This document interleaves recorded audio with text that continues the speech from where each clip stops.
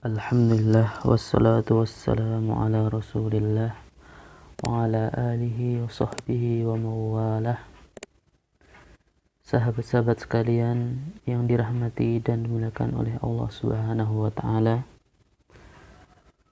masih bersama dengan kitab Al-Fawaid karangan Imam besar Imam Ibnul Qayyim Al-Jauziyah rahimahullahu taala. Sebelumnya sudah kita lewati 4 pembahasan penting di awal-awal kajian kita ini, yaitu yang pertama adalah mengenai keikhlasan. Seorang hamba, dia harus ikhlas menjalankan seluruh kehidupannya untuk Allah Subhanahu wa ta'ala, karena segala sesuatu berasal dari Allah Subhanahu wa ta'ala, dan segala sesuatu semuanya pasti akan kembali kepada Allah Subhanahu wa ta'ala. Pembahasan kedua sudah kita bahas juga mengenai ketaatan kepada Allah Subhanahu wa ta'ala. Orang yang melakukan ketaatan kepada Allah Subhanahu wa ta'ala, maka hatinya akan tentram, hatinya akan damai, tidak merasa gundah gulana, tidak merasa resah, tidak merasa gelisah dengan ketaatan dia kepada Allah Subhanahu wa ta'ala.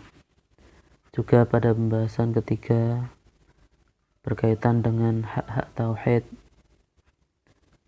yang diantaranya adalah al-iqraru bil jahli tariqul munsifin, meyakini, mengakui atau menyadari kebodohan diri itu adalah merupakan jalan orang-orang yang insaf, jalan orang-orang yang berakal sehat, jalan orang-orang yang berlaku adil kepada siapapun, kepada Al-Khaliq maupun kepada makhluk-makhluknya. Kemudian pembahasan yang keempat sudah kita lewati juga, yaitu 2 cara mengenal Allah Subhanahu wa ta'ala. Ketika kita akan mengenal Allah Subhanahu wa ta'ala, maka kita akan mengenal dengan 2 cara tersebut. Yang pertama adalah mengenal Allah Subhanahu wa ta'ala lewat hasil-hasil perbuatan Allah Subhanahu wa ta'ala. Kemudian yang kedua adalah kita mengenal Allah Subhanahu wa ta'ala dengan ayat-ayatnya yang terdengar, yang bisa dipahami secara akal, yakni adalah ayat-ayat Al-Quran. Sahabat-sahabat sekalian yang dirahmati dan dimuliakan oleh Allah Subhanahu wa ta'ala, pada pembahasan selanjutnya, yaitu faedah yang kelima ini, kita membahas sebuah faedah. Di sini Al-Imam Ibnul Qayyim Al-Jauziyah rahimahullah ta'ala membawakan sebuah judul Faslun Ma'rifatur Rabbi Azza wa Jalla bil Jamal. Sebuah pasal, yaitu mengenal Rabb, mengenal Allah Azza wa Jalla dengan keindahannya. Mengenal Allah Subhanahu wa ta'ala dengan keindahan-keindahan yang dimiliki oleh Allah Subhanahu wa ta'ala. Beliau menjelaskan, min a'azzi anwa'il ma'rifati ma'rifatur Rabbi Subhanahu bil jamali. Di antara jenis atau bentuk yang paling tinggi dalam pengenalan kepada Allah Subhanahu wa ta'ala atau ma'rifatullah adalah mengenal Allah Subhanahu wa ta'ala dengan mengetahui keindahannya. Wahya ma'rifatu khawasil khalqi. Ma'rifah atau pengenalan kepada Allah Subhanahu wa ta'ala pada tingkatan ini adalah ma'rifah yang hanya dapat dicapai oleh orang-orang yang khawas, orang-orang yang khusus atau makhluk-makhluk yang khusus. Wa kulluhum arafahu bisifatin min sifatihi. Karena kebanyakan manusia itu mereka mengenal Allah Subhanahu wa taala hanya dari salah satu sifat dari sifat-sifat yang dimiliki oleh Allah Subhanahu wa taala. Jadi tidak atau belum bisa melihat betapa banyaknya sifat-sifat kesempurnaan yang dimiliki oleh Allah. Terkadang mereka hanya melihat dari salah satu sifat Allah Subhanahu wa taala. Padahal sifat-sifat Allah Subhanahu wa taala banyak dan semuanya adalah mencapai puncak kesempurnaan. Wa atammahum ma'rifatan man arafahu bikamalihi wa jalalihi wa jamalihi subhanah. Maka orang yang paling sempurna ma'rifatnya, pengenalannya kepada Allah adalah man arafahu, orang yang mengenal Allah Subhanahu wa taala bikamalihi, dengan mengetahui kesempurnaan Allah Subhanahu wa taala, wa jalalihi, dan keagungan Allah Subhanahu wa taala, wa kamalihi subhanah, dan juga dengan mengetahui keindahan Allah Subhanahu wa taala. Laisa kamitslihi syai'un fi sairi sifatihi. Tidak ada sesuatu pun yang dapat menyamai sifat-sifat Allah Subhanahu wa taala dalam seluruh sifat-sifat yang dimiliki oleh Allah Subhanahu wa taala. Walau furidatil khalqu kulluhum ala ajmalihim suratan wa kulluhum ala tilkas surati. Kalau seandainya kita bisa bayangkan semua makhluknya mempunyai keindahan yang sama, seperti makhluk yang paling terindah, makhluk yang paling ganteng misalnya, atau makhluk yang paling cantik misalnya. Wa nusibat jamaluhum adz-dzahir wal batin ila jamalir rabbi subhanah. Kemudian makhluk yang paling ganteng atau paling cantik tadi itu, keindahan lahir batin mereka dibandingkan dengan keindahan Ar-Rabb subhana, keindahan Allah Subhanahu wa taala, lakana aqallu min nisbati sirajin dha'ifin ila kirasis syamsi. Maka niscaya keindahan makhluk-makhluk tadi itu tidak ada harganya sama sekali. Di sini Syekh membandingkan keindahan yang dimiliki oleh makhluk dengan keindahan yang dimiliki oleh Allah Subhanahu wa taala, dan ini sebenarnya hanya sebagai pembandingan yang sebenarnya enggak bisa mewakili perbandingan sebenarnya. Kata beliau, maka perbandingannya itu masih lebih kecil lagi perbandingan antara pelita yang menyala dengan redup atau lampu kecil dibandingkan dengan sinar matahari yang memancar sangat kuat.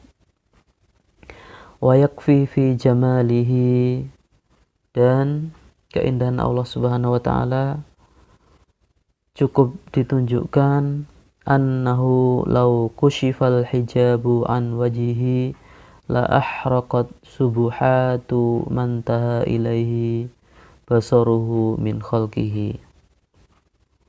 Bahwa seandainya hijab itu dibuka dari wajah Allah Subhanahu wa taala, maka niscaya sinar kemuliaan Allah Subhanahu wa taala itu akan membakar semua makhluk yang terlihat hingga akhir pandangan Allah Subhanahu wa taala. Jadi seandainya penutup yang menutupi wajah Allah Subhanahu wa taala disingkap, maka niscaya seluruh makhluk yang ada di alam semesta ini akan terbakar. Ini menunjukkan kesempurnaan, keindahan Allah Subhanahu wa taala. Wa yakfi fi jamalihi anna kulla jamalin dhahirin wa batinin fid dunya wal akhirah famin athari sun'atihi. Keindahan Allah cukup dijelaskan bahwa karena segala keindahan yang lahir maupun yang batin di dunia maupun di akhirat, famin athari son'atihi, maka semuanya itu berasal dari ciptaan Allah Subhanahu wa ta'ala. Famadzannu biman sadara anhu hadal jamal, lantas bagaimana kiranya keindahan zat yang telah menciptakan segala keindahan tersebut, yakni keindahan Allah Subhanahu wa ta'ala. Wa yakfi fi jamalihi, dan keindahan Allah Subhanahu wa ta'ala cukup digambarkan annahu lahul izzatu jami'an, bahwasanya hanya miliknya lah kemuliaan yang sempurna, wal quwwatu jami'an, kekuatan seluruhnya, wal judu kulluhu, kemurahan atau kedermawanan seluruhnya, wal ihsanu kulluhu, kebaikan semuanya, wal ilmu kulluhu, semua kesempurnaan ilmu itu semuanya milik Allah, wal fadlu kulluhu, demikian pula karunia atau anugerah semuanya itu hanya milik Allah Subhanahu wa ta'ala. Wala nuru wajhihi asyraqatiz zulumati, bahkan cahaya wajah Allah Subhanahu wa ta'ala itu menjadikan terang benderang seluruh kegelapan. Semua kegelapan ketika terkena cahaya wajah Allah Subhanahu wa ta'ala semuanya menjadi terang benderang. Wa qala Abdullah bin Mas'ud, dan sahabat Abdullah bin Mas'ud radhiyallahu anhu berkata, laisa inda rabbikum lailun wa naharun, di sisi Rabb kalian itu tidak ada yang namanya siang atau malam. Enggak ada istilah siang dan malam di sisi Allah. Siang dan malam itu hanya ada di sisi makhluknya. Nurus samawati wal ardi min nuri wajhihi, karena semua cahaya yang ada di langit-langit ataupun yang ada di bumi ini itu semuanya berasal dari cahaya wajahnya. Fahuwa subhanahu nurus samawati wal ardi, Allah Subhanahu wa ta'ala itu adalah cahaya bagi semua langit dan bumi. Wa yawmal qiyamati idza jaa li faslil qada'i tasyarraqal ardu binurihi, dan nanti pada hari kiamat, hari penegakan keadilan, maka bumi akan bersinar karena cahaya dari wajahnya, dari wajah Allah Subhanahu wa ta'ala. Wa min asma'ihil husna al-jamilu, dan salah satu nama yang dimiliki oleh Allah Subhanahu wa ta'ala, termasuk dari asma'ul husna, nama-nama Allah Subhanahu wa ta'ala al-husna, yang semuanya mencapai puncak kesempurnaan, yaitu nama al-jamil, artinya zat yang maha indah. Wa fis sahihi anhu sallallahu alaihi wasallam, dan dalam kitab sahih, yakni di sini adalah dalam sahih Muslim nomor hadis 91 dari sahabat Ibnu Mas'ud, dari Nabi sallallahu alaihi wasallam, beliau bersabda, innallaha jamilun yuhibbul jamal, sesungguhnya Allah Subhanahu wa ta'ala maha indah, yuhibbul jamal, dan mencintai keindahan. Sahabat-sahabat yang dimuliakan dan dirahmati oleh Allah Subhanahu wa ta'ala, kemudian saya melanjutkan kembali menjelaskan mengenai tingkatan keindahan Allah Subhanahu wa ta'ala.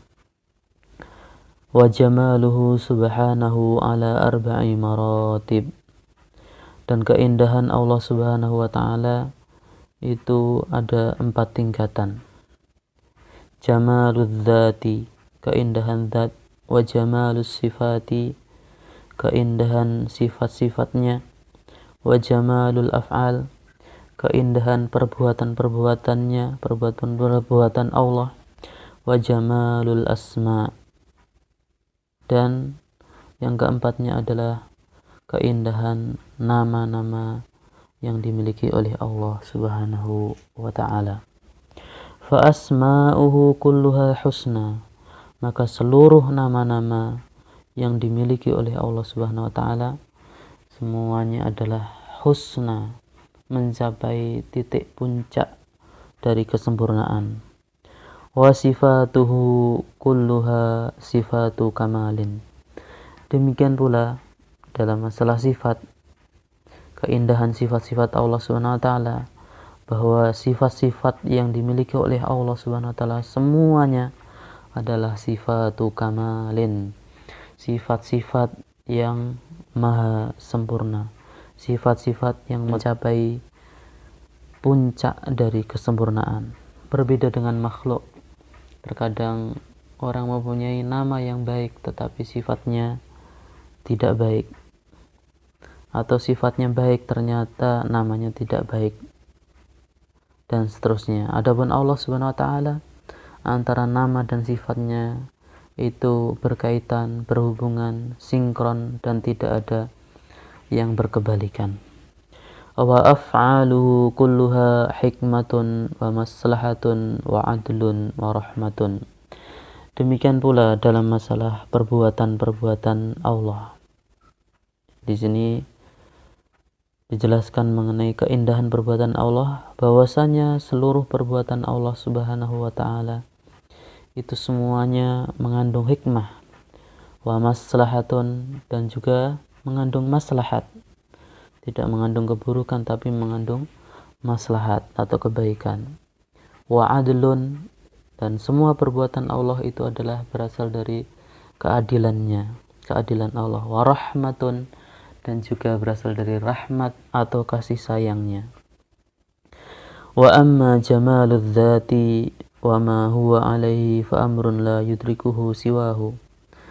Adapun kesempurnaan atau keindahan zat Allah Subhanahu wa ta'ala dan segala yang berhubungan dengannya, dengan zat tersebut, maka hal itu la yudrikuhu siwahu, maka hal itu tidak bisa dijangkau atau diketahui oleh selain Allah Subhanahu wa ta'ala.